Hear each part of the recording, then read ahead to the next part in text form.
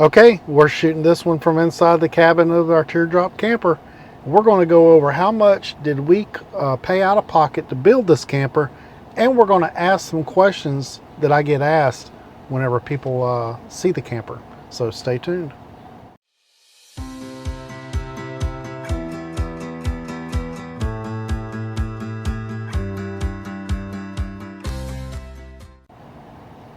Okay, welcome back. All right, so Michelle's going to go through a series of questions that we sit down and come up with, things that we typically get asked about the build of the camper. So as she asks those, I'm going to answer those, and then we're going to discuss how much all the parts come together to build the camper. And so let's go ahead and get started. Michelle, what's our first question? So is it better to buy or build the trailer? Give me the pros and cons. All right, we're talking about the metal frame that the camper is sitting on. We recently went through the process of getting a VIN number on our custom built metal frame, and I wish we had have known a little bit better, have done it a little bit better. If you're going to build your metal frame, I would encourage you to build the metal frame, then go get the VIN number on it so that it's a utility trailer. And so when you get tags, if your state requires tags, that they bill you as a utility trailer. Because whenever I went to go get this one inspected, they billed it as a camper.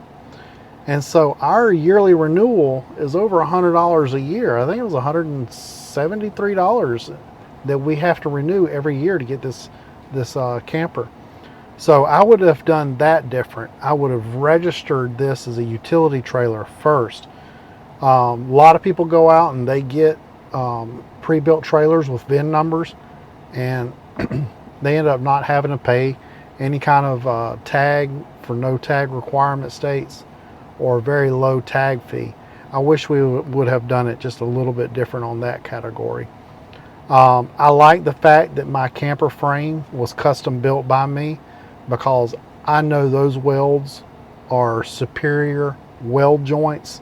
I put gussets in all the corners, and this trailer frame is way overbuilt for what this camper is sitting on.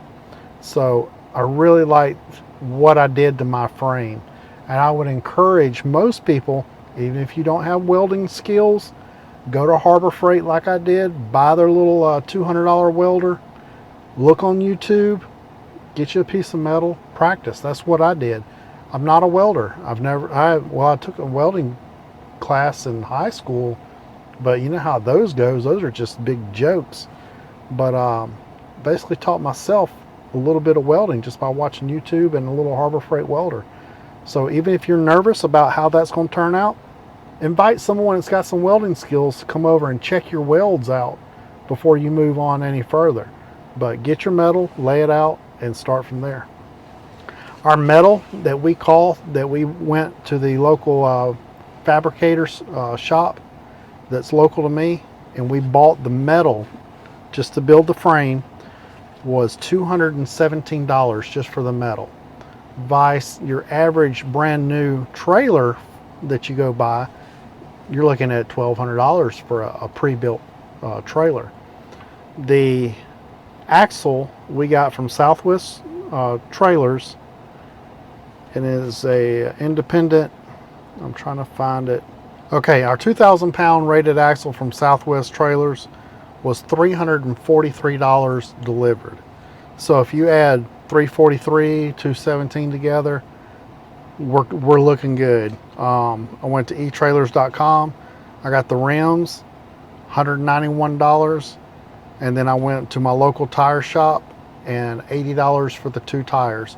We're still under $1,000, and my trailer is way overbuilt for what it's used for. So I would recommend trying to build your own trailer. Okay, so what's your next question? What are some of the basic tools that I need to build a teardrop? Okay, most of my tools are very much an introductory level tool. I got skill saws, little table saw. I think it's like $100 for that little thing.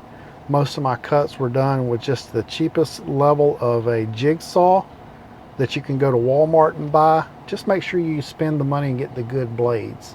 That's my only recommendation for the jigsaw.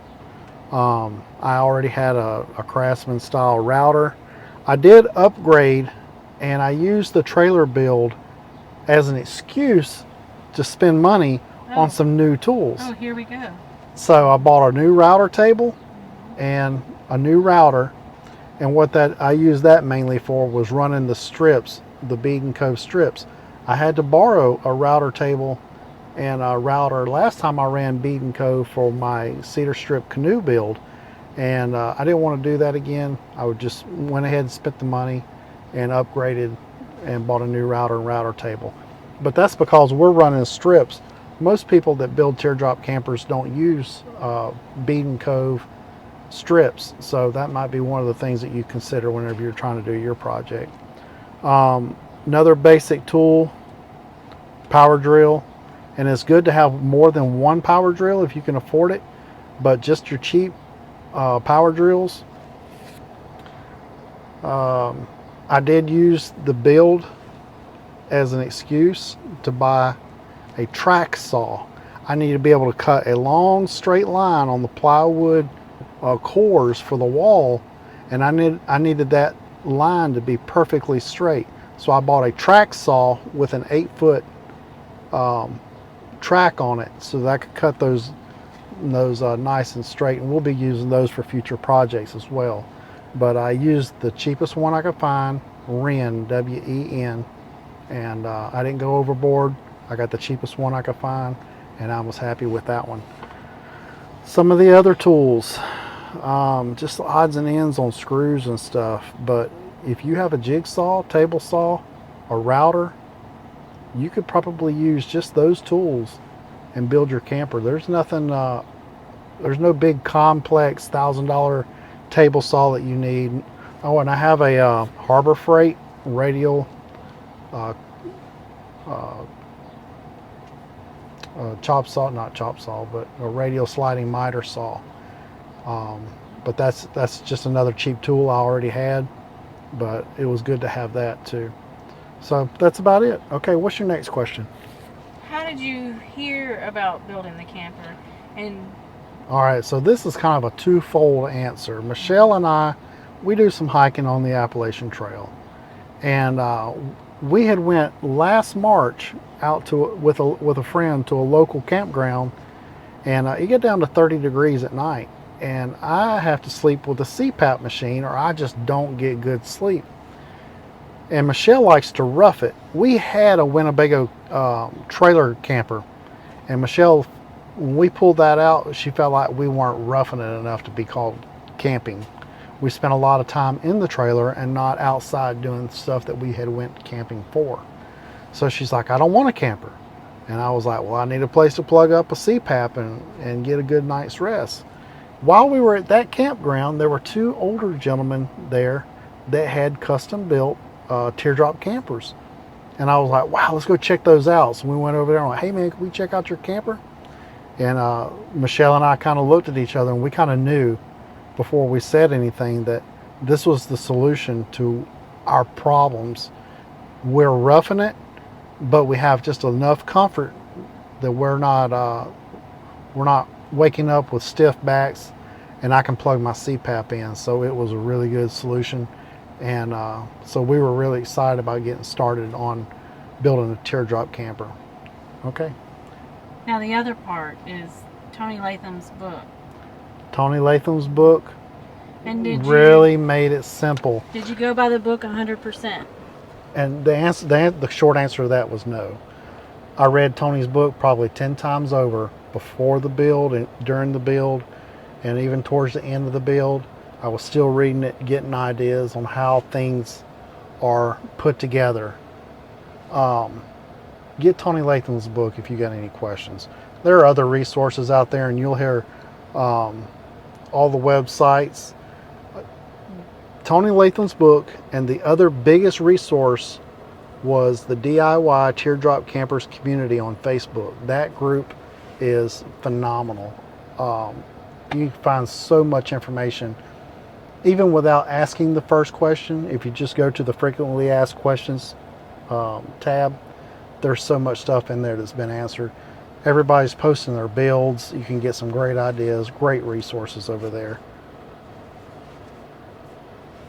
Why did you choose one door and a round window, and what are the pros and cons? All right, Michelle simply did not want someone coming in on her at night. So that was just the biggest factor right there. Do I regret building the camper with one door? No, absolutely not. Only whenever we're making the bed. Michelle likes to keep a made bed, and it doesn't matter if we're camping or if this thing is sitting in the garage, the bed is always made. If we're not in here, the bed is made. And to get under here and tuck these sheets under, it's a task. It's good to have cool weather because you will burn some calories trying to move things around. But during this build, we left the void of the door available so that we decide to come back and put another door in, we can do that. Michelle also picked out the round porthole window. That was her idea. So we found that on eBay.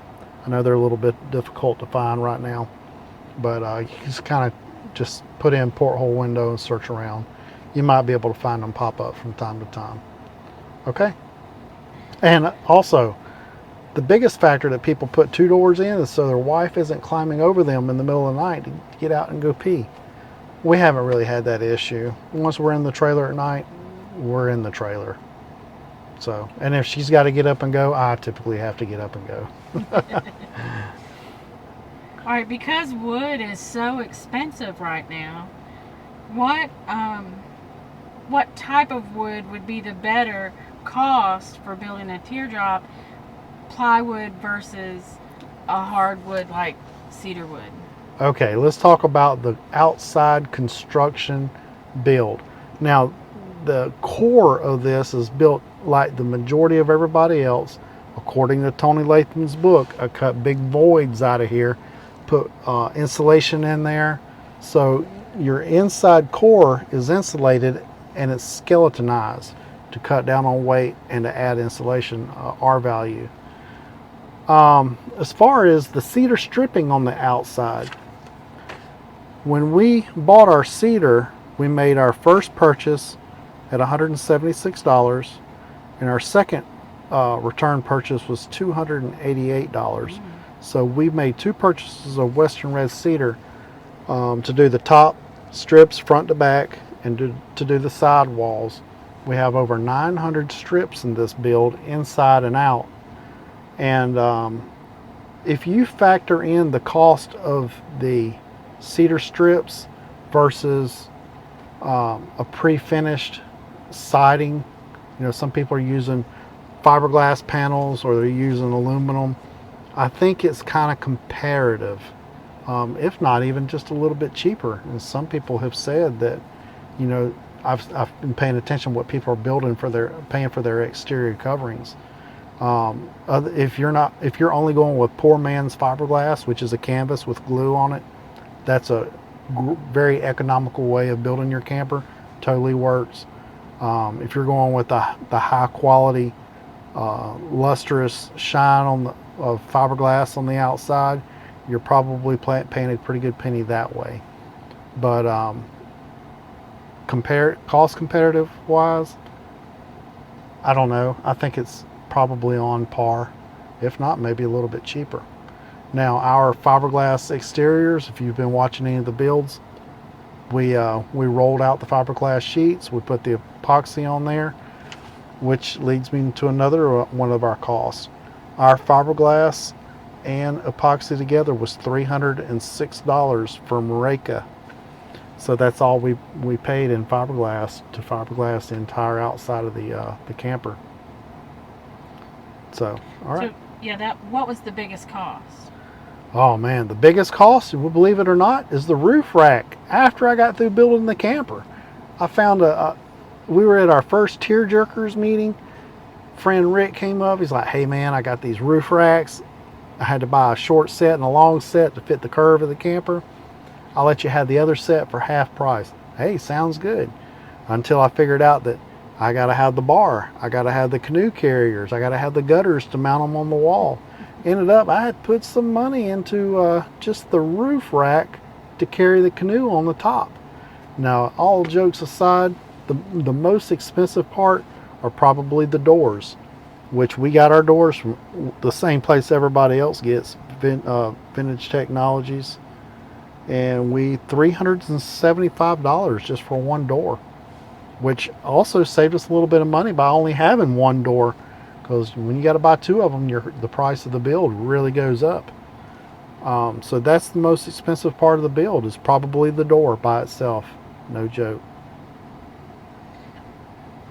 So, what did you find was the hardest part of the build?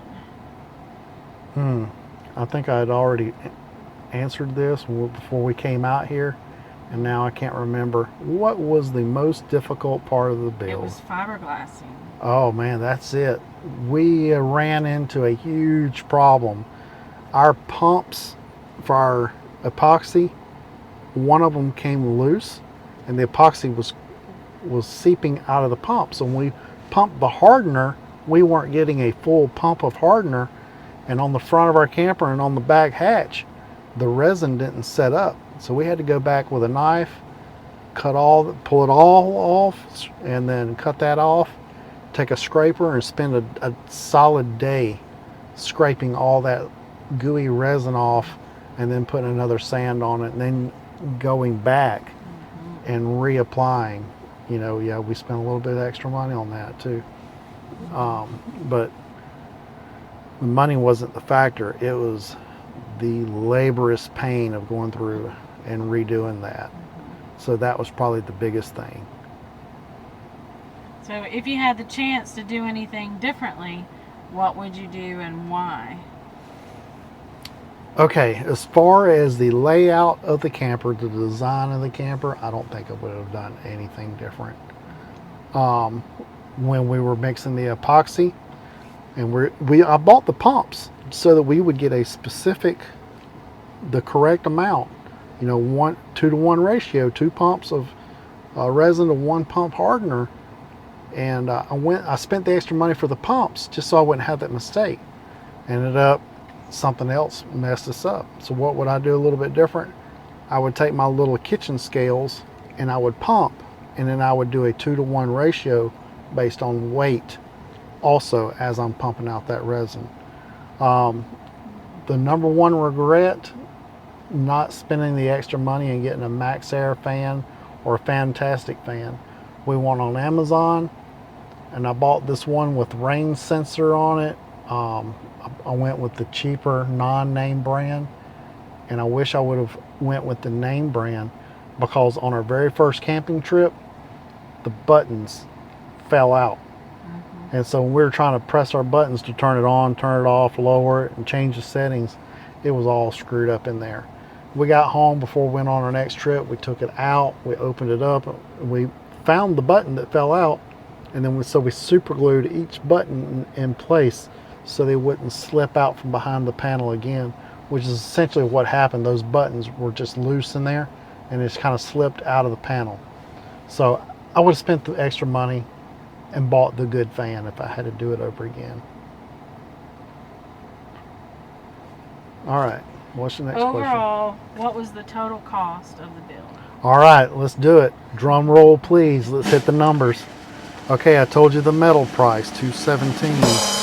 Gas struts. Oh yeah, this will be a long drum roll, because I'm not going to name everything, but I'm going to hit some points here, right here. Gas struts, $53. Fiberglass, $306. Window is $86. Rims and tires, $191. Axles, $343. And then little stuff like the butyl tape for sealing the trim on, that's $10. Hurricane hinge, $71. How much was the door compared to the axle? 'Cause the axle was 300 and something. How much was the door? $375. So the door was more expensive than the axle it rides on. Yeah.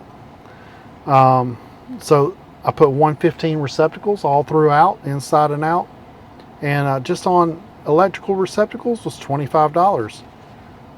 We're looking at almost $500 in Western red cedar. Now, the cedar you see on the inside of the cabin, that was all given to me by a friend, Jeremy. I greatly appreciate it. It saved us so much money during the build to be able to have those boards available. $23 for insulation.